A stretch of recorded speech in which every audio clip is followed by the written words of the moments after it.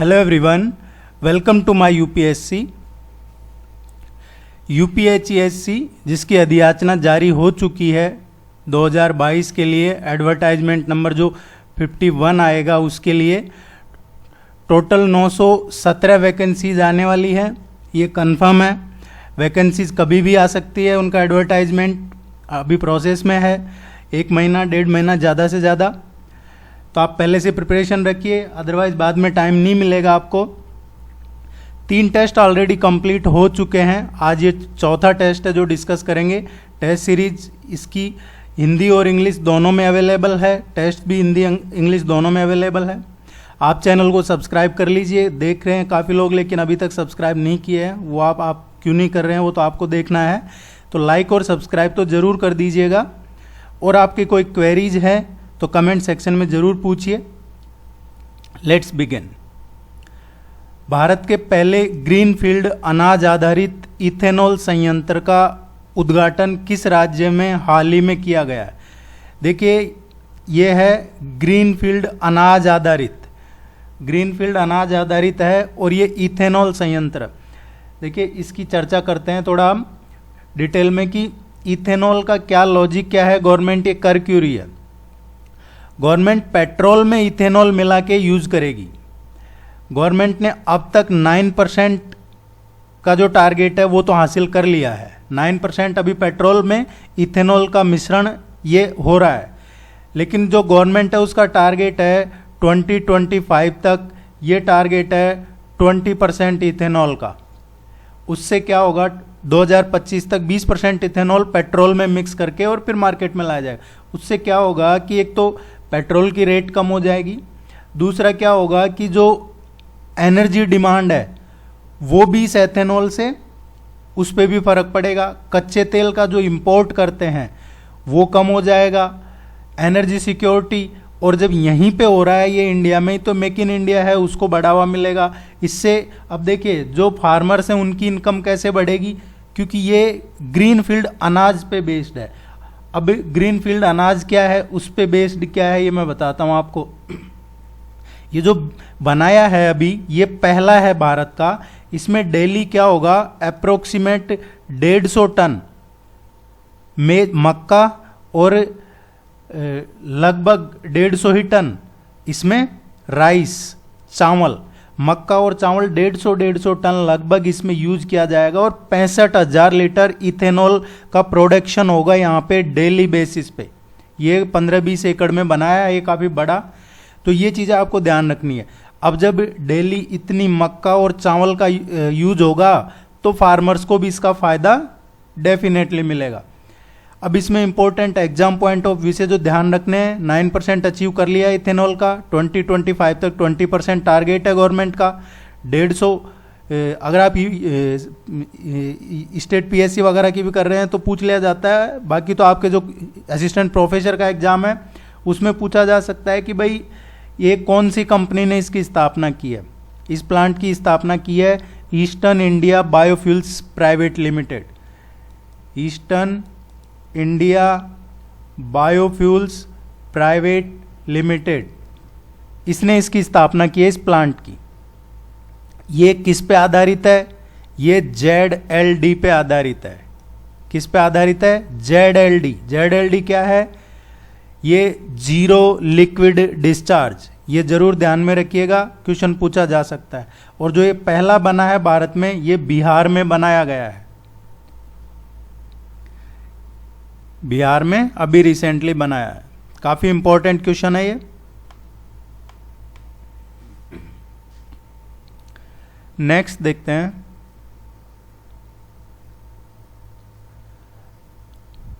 नीचे दी गई घटनाओं आंदोलनों को सही काल क्रम में व्यवस्थित करें। देखिए, क्रोनोलॉजिकल ऑर्डर में इनको अरेंज करना है कि कौन सा पहले फिर उसके बाद कौन सा, इस तरीके से क्या सही क्रम रहेगा इनका। सबसे पहले जो बात करते हैं रोलेट एक्ट। रोलेट एक्ट कब आया है, 1990 में। देखिए, आप इसको नोट करके याद कर लीजिएगा, अदरवाइज तो क्या है कि टेस्ट के नीचे भी कोशिश करते हैं पीडीएफ का लिंक प्रोवाइड करवाने की, अदरवाइज जैसे फोर्थ टेस्ट है तो तीसरे टेस्ट का आपको इसके नीचे मिल जाएगा। इस तरीके से हम कोशिश कर रहे हैं रेगुलर प्रोवाइड करवाने की आपको पीडीएफ वगैरह भी। रोलेक्ट एक्ट 1919 जो सिविल डिसओबीडियंस मूवमेंट है, सविनय अवज्ञा आंदोलन, ये कब हुआ है? ये 1930 12 मार्च 1930। साइमन कमीशन का बाइकॉट, साइमन कमीशन का जो बहिष्कार है, ये कब हुआ? ये 1928 में हुआ था। भारत में साइमन कमीशन का गठन हुआ था। साइमन कमीशन का एक्चुअली ब्रिटिश सरकार ने गठन किया था 1927 में, लेकिन ये कमीशन भारत आया था 1928 में। और क्विट इंडिया मूवमेंट, भारत छोड़ो आंदोलन, ये 8 अगस्त 1942 को। अब आप खुद अरेंज कर सकते हैं, इसमें क्या रहेगा सही क्रोनोलॉजिकल ऑर्डर? सबसे पहले फर्स्ट, देन थर्ड, देन उसके बाद में सेकंड और फोर्थ। ये इसका करेक्ट आंसर रहेगा।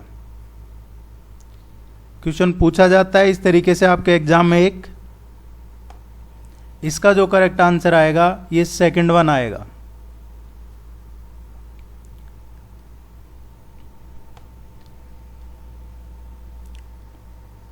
किन दो देशों के बीच विशेष और अस्थायी मित्रता के प्रतीक के तौर पर एक ट्यूलिप नस्ल को मैत्री नाम दिया गया है?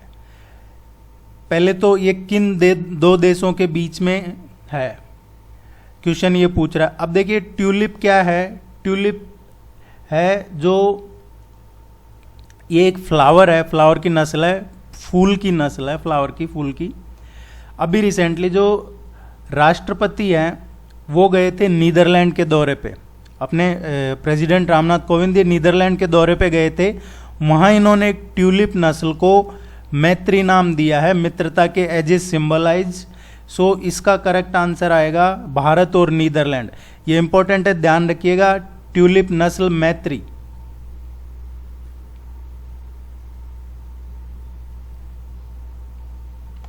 ब्रिटिश काल में भारतीय स्वतंत्रता समिति की स्थापना किस देश में की गई थी?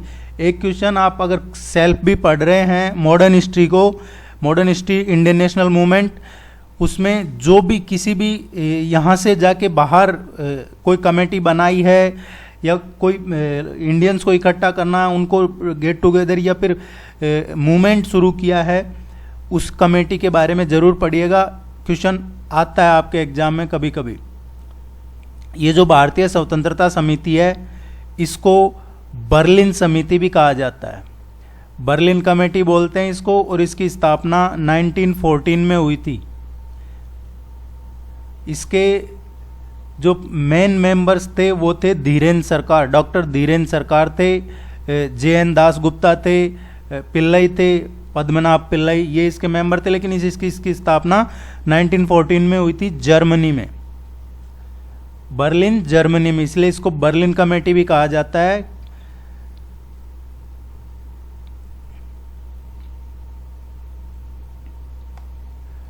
ICC महिला क्रिकेट विश्व कप 2022 में किसे प्लेयर ऑफ द टूर्नामेंट चुना गया? अभी जो विमेंस क्रिकेट वर्ल्ड कप हुआ है 2022 का, ये हुआ था, देखिए न्यूजीलैंड में हुआ था। एक तो ये आपको ध्यान रखना है, क्वेश्चन पूछ लिया जाता है कई बार कि ये वर्ल्ड कप कहाँ हुआ था, ये न्यूजीलैंड में हुआ था। इसमें ये टूर्नामेंट जीता किसने है? जो विमेंस क्रिकेट वर्ल्ड कप है 2022, ये ऑस्ट्रेलिया ने जीता है। और इसमें जो प्लेयर ऑफ द टूर्नामेंट मिला है वो मिला है एलिसा हीली। ये बहुत अच्छी प्लेयर है, ऑस्ट्रेलियन क्रिकेट जो महिला क्रिकेट टीम है उसकी विकेट कीपर भी है, तो ये विकेट कीपर बैट्समैन है। इन्होंने, इन्हीं की वजह से फाइनल जीता था। पूरी टीम का स्कोर एक तरफ था ये, और अकेले इन्होंने लगभग अराउंड शायद 170 रन के अराउंड स्कोर किया था। और इन्होंने स्टंप भी काफ़ी किए, विकेट वगैरह भी लिए स्टंप के पीछे, इसलिए इनको प्लेयर ऑफ द टूर्नामेंट मिला है। एलिसा हीली, ये ऑस्ट्रेलियन है।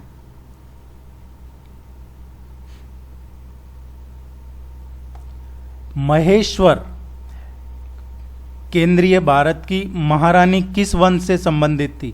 देखिए पहले महेश्वर केंद्रीय भारत के लिए यूज होता था, इसकी महारानी किस वंश से संबंधित थी? पहले तो ये आपको ये देखना होगा कि ये क्वेश्चन क्यों पूछा गया है, क्यों यहाँ पे आपको करवाया जा रहा है क्वेश्चन। इसलिए करवाया जा रहा है अभी रिसेंटली पिछले कुछ टाइम से ये काफ़ी चर्चा में चल रहा है कि यहाँ पे पहले टेम्पल्स था, मॉस्क बना दिया, इस तरीके की चर्चा में काफ़ी चल रहे हैं। चाहे वो ताजमहल को लेके कोई कोर्ट पहुँच गया, या फिर अभी रिसेंटली जो ये ज्ञानवापी का इशू चल रहा है, इसलिए ये क्वेश्चन आपको करवाया जा रहा है। अब इसका डायरेक्ट इनडायरेक्ट क्या कनेक्शन है? देखिए, पहले जब 1767 से और 1795 तक ये महारानी रही है, महारानी अहिल्याबाई होलकर। महारानी अहिल्याबाई होलकर, तो इन्होंने भी काफ़ी मंदिर, कुएं, बावड़ियाँ या धर्मशालाएं, इस तरीके की काफ़ी गरीबों के लिए या फिर मंदिर वगैरह काफ़ी इन्होंने बनवाए थे। किसी मंदिर को तोड़ भी दिया तो उस मंदिर को वापस से इन्होंने उसका कंस्ट्रक्शन करवाया। इसीलिए ये क्वेश्चन आपको करवाया जा रहा है। इनका नाम अभी चर्चा में भी आप न्यूज़पेपर या सुनते होंगे, अहिल्याबाई होलकर। महारानी अहिल्याबाई होलकर ये होलकर वंश से थी। ये ध्यान में रखना, आपको क्वेश्चन पूछा जा सकता है। और ये अभी रुकेगा नहीं, ये चलेगा काफ़ी लंबे टाइम तक जो ये शुरू हो चुका है। तो ये इस तरीके की आपको थोड़ा ध्यान में रखिएगा, एग्जाम पॉइंट ऑफ व्यू से। ज़्यादा पॉलिटिकल ध्यान में रखना कोई इंपॉर्टेंट नहीं है। मंत्रिपरिषद सामूहिक रूप से संसद के लिए उत्तरदायी होता है, ऐसा किस आर्टिकल में है? Council of ministers is responsible for the parliament. ये कौन से आर्टिकल में कहा गया है? देखिए, आर्टिकल 75 में है काफ़ी चीज़ें, लेकिन ये जो स्पेशली कहा है कि council of ministers is responsible for parliament, ये आर्टिकल 75 थर्ड में कहा गया है। ये क्वेश्चन पूछा जाता है, स्पेशली उत्तर प्रदेश की जो एग्जाम्स हैं उनका फेवरेट क्वेश्चन है।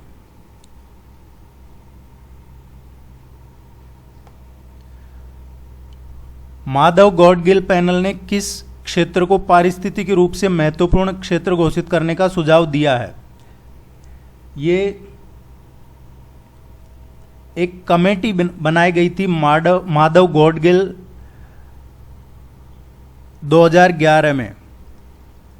2011 में माधव गॉडगिल पैनल बनाया गया था कि आप देखिए जो भी बायोडाइवर्सिटी है, एनवायरनमेंट है, इकोलॉजी है, इसमें कौन कौन से एरियाज हैं, वो एक इम्पोर्टेंस है उनकी काफ़ी ज़्यादा है। तो जो सबसे महत्वपूर्ण है उसके लिए इन्होंने सुझाव दिया था वेस्टर्न घाट के लिए।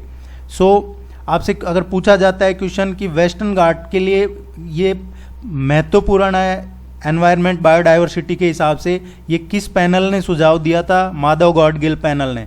माधव गॉडगिल पैनल किससे संबंधित है? पश्चिमी घाट से।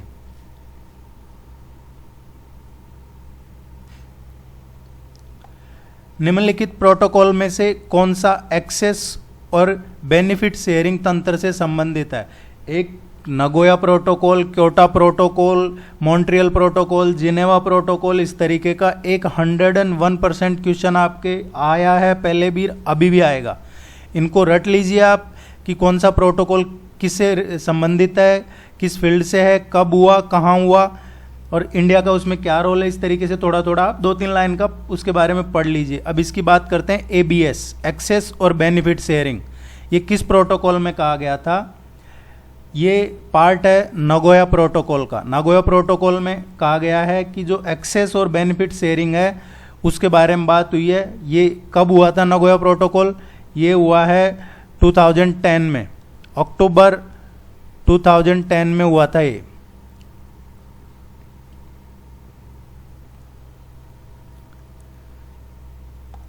नेहरू रिपोर्ट के अनुसार भारत की संसद की संरचना निम्नानुसार थी। नेहरू रिपोर्ट आपने सुना होगा, काफ़ी फेमस रहा है। नेहरू रिपोर्ट 1929 नेहरू रिपोर्ट है 28-29 की। ये जवाहरलाल नेहरू की रिपोर्ट थी। इसके अनुसार भारत की संसद के अनुसार संसद की संरचना कैसी होगी? नेहरू रिपोर्ट के अकॉर्डिंग जो पार्लियामेंट का स्ट्रक्चर होगा वो ऐसा होगा कि उसमें क्राउन होगा, सीनेट होगा, हाउस ऑफ रिप्रेजेंटेटिव, जैसे ब्रिटिशर्स चला रहे हैं अभी महारानी, क्राउन मीन्स ये महारानी होगी। तो इस तरीके का सुझाव था नेहरू रिपोर्ट में। ये भी अभी इसका जिक्र किया जा रहा है और ये आगे भी आपका एग्जाम होगा। जब तक ये क्वेश्चन इंपॉर्टेंट इसलिए होगा क्योंकि अभी गवर्नमेंट ने नई पार्लियामेंट की जो बिल्डिंग है वो लगभग उसका काम हो चुका है और हो सकता है कि अगला सेशन जो पार्लियामेंट का है उसमें हो या उससे अगला सेशन हो। तो ये अगले 6 to 8 मंथ्स तक इस क्वेश्चन की इंपॉर्टेंस रहेगी। बाद में इलेक्शन आ जाएंगे जब तो खैर डेली रहेगी, लेकिन इसकी रहेगी कि पंडित नेहरू ने क्या बनाना चाह रहे थे, क्या उनका रिपोर्ट था। अब उसको सब अपने अपने हिसाब से जरूर समझने की कोशिश करेंगे। कोई क्या समझेगा। किन दो देशों की सेनाओं के बीच संयुक्त प्रशिक्षण अभ्यास दस्तलिक आयोजन किया जाता है। देखिए ये जो दस्तलिक है, एक्सरसाइज दस्तलिक बोलते हैं इसको, ये आयोजित किया जाता है दोनों देशों की, भारत और उज्बेकिस्तान की सेना के बीच। एक्सरसाइज दस्तलिक।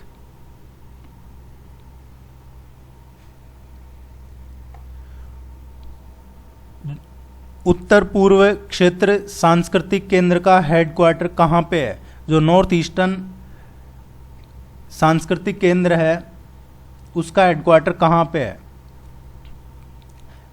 भारत में टोटल कितने सांस्कृतिक केंद्र हैं? जो टोटल सांस्कृतिक केंद्र हैं वो 7 हैं और उनके हेडक्वार्टर कहाँ हैं? देखिए जो नॉर्थ सेंट्रल है, उत्तर मध्य बोले, उसका है इलाहाबाद में।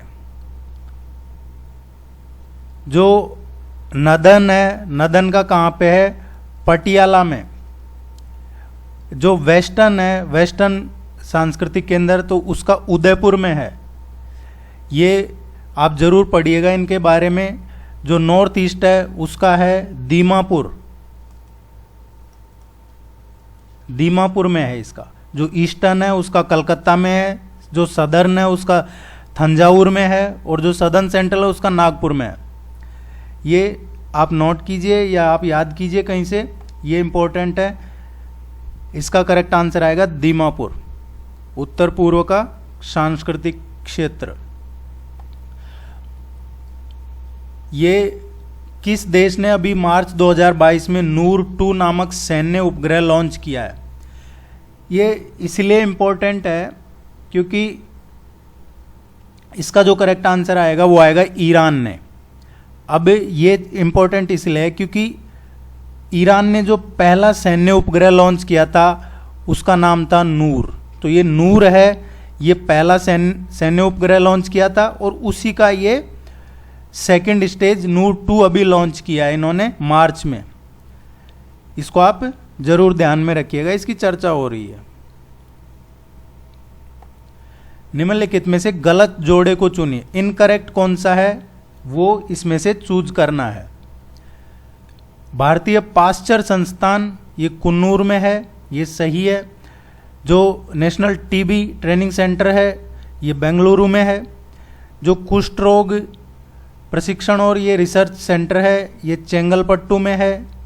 कस्तूरबा हेल्थ सोसाइटी है ये वर्धा में है, अहमदाबाद में नहीं है। कस्तूरबा हेल्थ सोसाइटी ये महाराष्ट्र में है, वर्धा डिस्ट्रिक्ट में।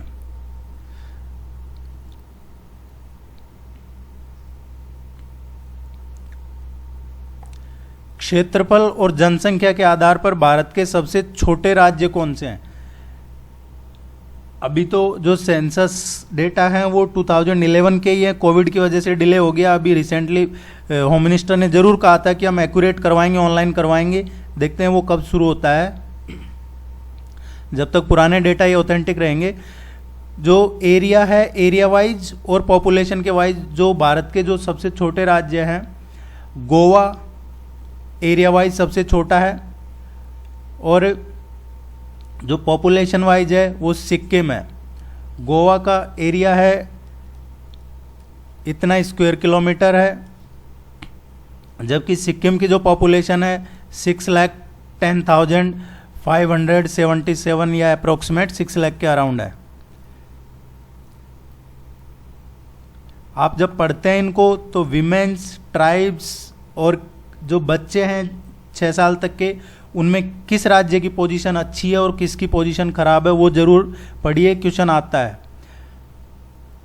सिंगापुर के टी राजा कुमार को फाइनेंशियल एक्शन टास्क फोर्स के अगले अध्यक्ष के रूप में नियुक्त किया है। देखिए एक क्वेश्चन तो ये पूछा जा सकता है, जो FATF है, फाइनेंशियल एक्शन टास्क फोर्स, जो किसी को ग्रे लिस्ट में डालता है, ब्लैक लिस्ट करता है, वो है ये। उसके अध्यक्ष बनाया किसको? टी राजा कुमार को। कहाँ के हैं ये? सिंगापुर के हैं। FATF का हेडक्वार्टर कहाँ पे है? FATF का जो हेडक्वार्टर है वो पेरिस में है, फ्रांस में। पेरिस, फ्रांस में FATF का मुख्यालय है।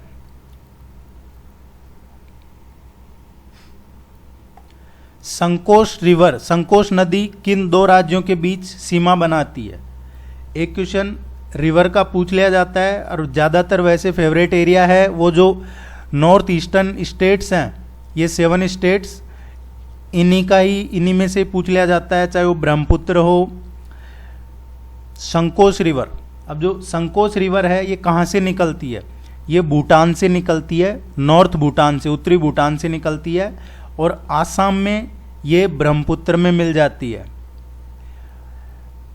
भूटान से निकल कर जो आसाम है उसमें ब्रह्मपुत्र अभी रिवर में मिल जाती है, और ये अरुणाचल और आसाम और अरुणाचल, इनके बीच का बॉर्डर माना जाता है ये।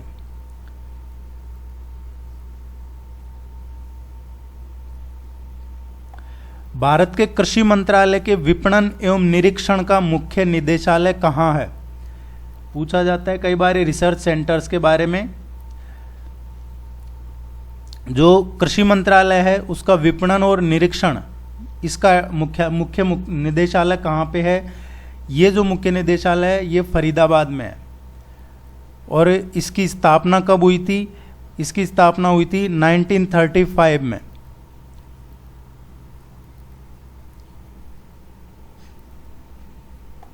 आज़ादी के बाद निम्नलिखित में किसने भारत की पहली औद्योगिक नीति विकसित की थी? आज़ाद देश में 1947 की बात करें, 1947 के बाद पहली बार इंडिया में जो इंडस्ट्रियल पॉलिसी थी वो किसने डेवलप की थी? इंडस्ट्रियल पॉलिसी कौन लेके आए थे सबसे पहले, ये पूछा गया है। अगर आपने पढ़ा है तो आपको पता होगा कि आज़ाद जब देश हुआ उस टाइम उस टाइम के तत्कालीन औद्योगिक मंत्री थे वो लेके आए थे। और उस टाइम पे औद्योगिक मंत्री कौन थे? डॉक्टर श्यामा प्रसाद मुखर्जी, ये उद्योग मंत्री थे, औद्योगिक मंत्री, ये लेके आए थे पहली औद्योगिक नीति। 20 का करेक्ट आंसर होगा।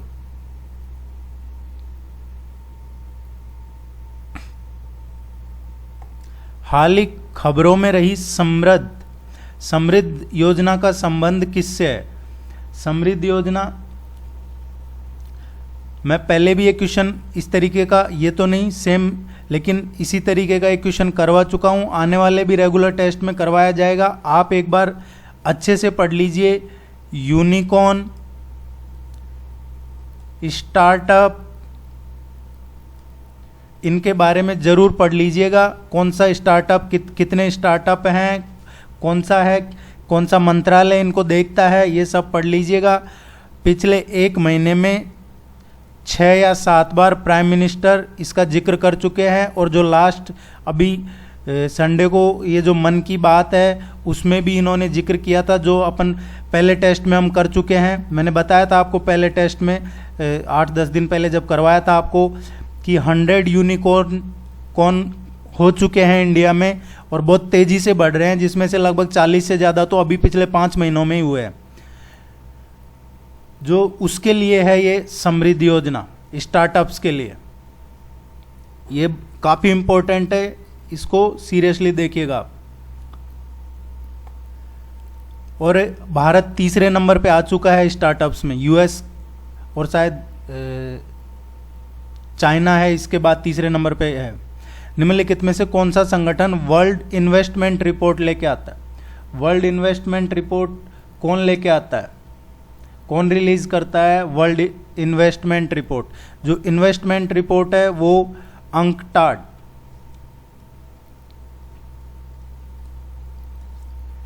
डी इसका करेक्ट आंसर होगा। और इसकी स्थापना कब हुई है? 1964-65 में इसकी स्थापना हुई थी। ये यूएन की बॉडी है, एक यूएन की एजेंसी है जो वर्ल्ड ट्रेड वगैरह देखती है। निम्न में से किसने UPI light on device wallet, UPI light on device wallet launch किया? यह अभी recently national payment corporation of India ने ये लॉन्च किया है। ये क्या है? एक्चुअली एक यूपीआई लाइट ऐप है, ये ऑन डिवाइस वॉलेट के रूप में काम करेगा। इसमें एक्चुअली यानी क्या होगा, यूजर इस ऐप से ऑफलाइन भी पेमेंट कर सकता है। अगर आपके मोबाइल में इंटरनेट नहीं है तो भी आप ट्रांजैक्शन कर सकते हो, बिना इंटरनेट के भी ट्रांजैक्शन कर सकते हो। उसके लिए ये UPI light on device wallet है। हालांकि इसमें ट्रांजैक्शन है, जो लिमिट आपको कम ही मिलेगी, अराउंड शायद हो सकता है 200-500 रुपीज़ के अराउंड मिले, लेकिन मिलेगा इसमें। राष्ट्रीय वित्तीय रिपोर्टिंग प्राधिकरण, इसके अध्यक्ष के रूप में हाल ही में किसे नियुक्त किया गया है? ये जो नेशनल फाइनेंशियल रिपोर्टिंग अथॉरिटी है, नेशनल फाइनेंशियल रिपोर्टिंग अथॉरिटी, इसके अभी रिसेंटली जो अध्यक्ष बनाए गए हैं, ये बनाए हैं महाराष्ट्र कैडर के हैं, ये आईएएस अधिकारी हैं, मिस्टर अजय भूषण पांडे। इनको बनाया है एनएफआरए का अध्यक्ष। ये फाइनेंस सेक्रेटरी से रिटायर हुए थे अभी फरवरी में, उसके बाद इनको इसका अध्यक्ष बना दिया है। The climate of history in a planetary is, the climate of history in a planetary age, ये पुस्तक किसने लिखी है? ये जो बुक लिखी है चर्चा में है, थोड़े टाइम से चर्चा में चल रही थी, ये दीपेश चक्रवर्ती ने लिखी है ये बुक। आप इसको ध्यान में रखिएगा।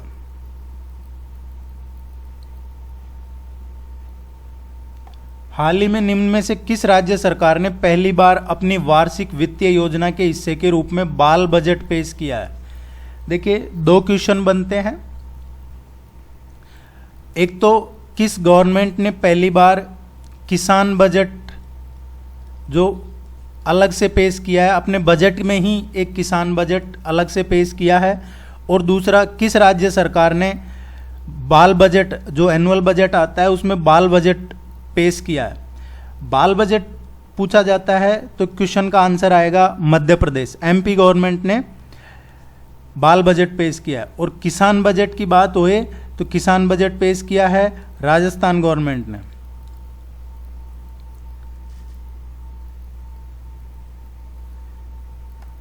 उम्मीद है आपने सब्सक्राइब कर लिया होगा।